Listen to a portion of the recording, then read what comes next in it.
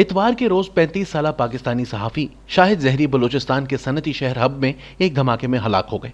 इनके कातिलों ने इनकी गाड़ी के नीचे एक बम लगा दिया था और रिमोट कंट्रोल से इसे तबाह किया।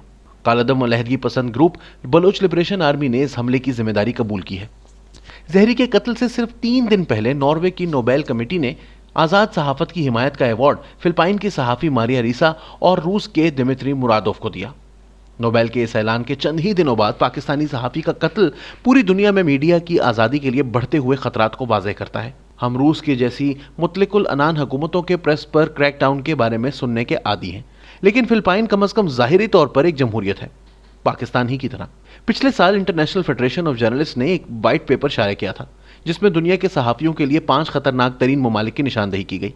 इस फहरिस्त में पाकिस्तान और भारत के साथ इराक, मैक्सिको और फिलिपाइन भी शामिल थे। याद रहे, ये 5 ममालिक जमहूरियतें होने का दावा करते हैं। इन सब में बाकायदा इंतखाबात होते हैं, इनके मुंतखब रहनुमा हैं और ये सब जमहूरी इदारे रखने का दावा करते हैं। लेकिन सहाफ़ियों के साथ इनका सलूक एक बिल्कुल मुख्तलिफ दास्तान बयान कर रहा है। यूनेस्को के मुताबिक 1993 से अब तक दुनिया भर में तकरीबन 1500 सहाफ़ी मारे गए हैं। पिछली एक दहाई में 50 से ज़ायद पाकिस्तान में और करीब 40 भारत में कत्ल हुए हैं। सहाफ़ियों के 10 में से 9 कत्ल के मुकदमात मंतकी अंजाम तक नहीं पहुंच पाते।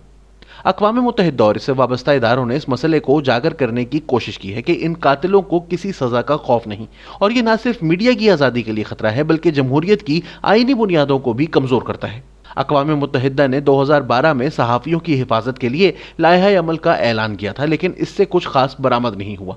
मैं बज़ाते खुद मीडिया के बहुत से शहीदों को ज़ाती तौर पर जानता और इनके साथ काम करता रहा हूँ। मैं पाकिस्तानी सहाफ़ी हयातुल्लाह खान के साथ अपनी आखिरी गुफ्तगू नहीं भूल सकता, जो 2006 में शुमाली वज़ीरिस्तान में मारे गए थे। उन्होंने मुझे बताया था कि मकामी इंतज़ामिया इनकी रिपोर्टिंग से खुश नहीं थी। उन्होंने इसे खबरदार किया था कि वो अपना काम छोड़ दे या इलाका छोड़ दे। इसने मुझसे पूछा कि इसे क्या करना चाहिए। मैंने इसे मशवरा दिया कि वह वहीं रहे और अपना काम जारी रखे। कुछ दिन बाद इसे कत्ल कर दिया गया। मैंने और दीगर पाकिस्तानी सहाफ़ियों ने मुतालबा किया कि जुडिशल कमीशन इनके कत्ल की तहकीकात करे। एक कमीशन कायम किया गया और इसकी बहादुर बीवी ने अपने शौहर के कातिलों को बेनकाब करने के लिए अपनी गवाही देने का फैसला किया। ये इसकी सबसे बड़ी गलती थी। इसके कुछ ही देर बाद वो भी बम धमाके में कत्ल कर दी गई।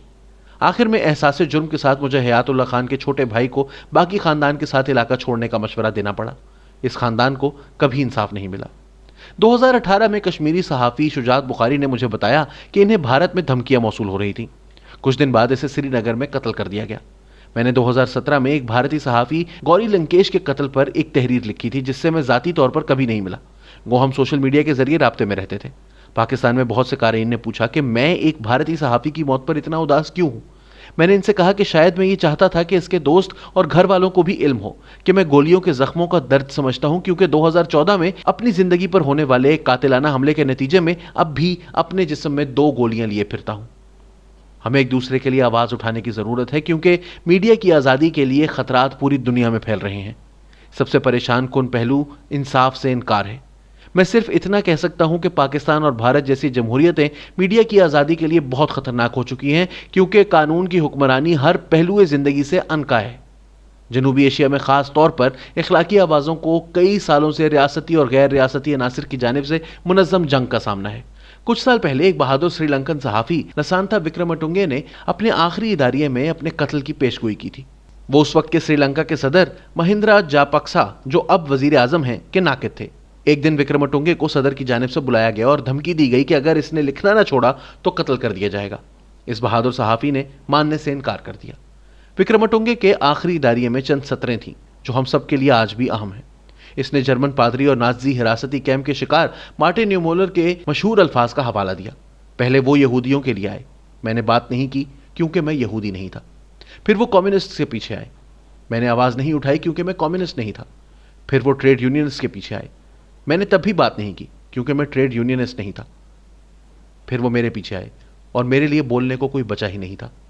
विक्रमटुंगे अपने लिए नहीं लड़ रहा था, वो तमाम सहाफ़ियों के लिए लड़ रहा था। वो जमहूरी इक़्तिदार के लिए लड़ रहा था। इसका ख़ानदान अब भी इंसाफ मांग रहा है। मैं बहुत सी दूसरी मिसालों का जिक्र कर सकता हूँ। जमाल खाशोगी का जिक्र कैसे ना किया जाए। फ़र्ज़ की राह में हलाक होने वाले सहाफ़ियों की अक्सरियत को खामोश कर दिया गया और इनके कातिलों की कोई जवाबदेही नहीं हुई। हमें विक्रमटुंगे के अल्फाज को याद रखने की ज़रूरत है। वो पहले ही सहाफ़ियों के पीछे आ रहे हैं। सहाफ़ी पहले ही इनके निशाने पर हैं। अगर अभी किसी ने कुछ ना किया तो हम में से बाकियों के लिए आवाज़ उठाने को कोई बाकी नहीं बचेगा।